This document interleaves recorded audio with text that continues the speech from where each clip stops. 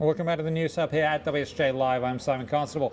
Now it's time for that segment we know you love. It's Private Properties. Wall Street Journal mansion reporter Alyssa Abkowitz joins us now on the set to take us through a series of properties we know that you cannot afford. We know that. This is a proven fact, Simon. It really is.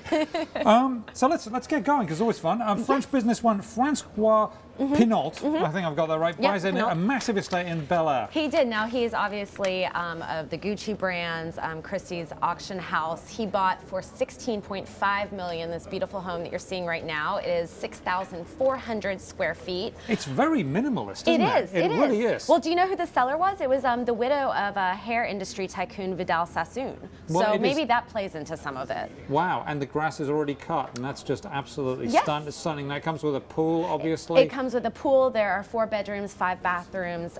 There's actually a Japanese soaking tub in the master. A Japanese, just what I needed. And exactly. only $16.5 million. Exactly. There you go. Maybe I'll just take a plastic bucket and soak in that. There you go. Okay, William Koch buys Rachel Bunny Mellon's Cape Cod compound. We've been talking about Bunny Mellon's Cape Cod compound seemingly for a couple of years. Yeah, forever. It's finally sold, right? It has. Now, she bought the property way back with her late husband in the 1940s, and it has sold now for $19.5 million.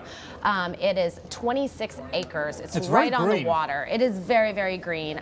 There's a main house that's about 7,000 square feet, but really the selling point of this property obviously is the greenery, the waterfront. There are over 1,000 feet of shoreline, and Mr. Koch tells us that he wants to make it into a family compound. He's owned property in the area, and now he's just sort of adding on. He bought land that was right next to it. Oh, you mean like the Kennedy compound Pretty further much. down the coast? Pretty much. I get the idea. It's worked before, so I think it'll work for him. It's oldie but goodie. Okay, billionaire Howard Marks sells his Malibu home for a record, and it's a huge It's amount. a record. Huge property. This is a great property, Simon. Howard Marks, there has been much speculation about this property. He, too, like Mr. Koch, put together several properties.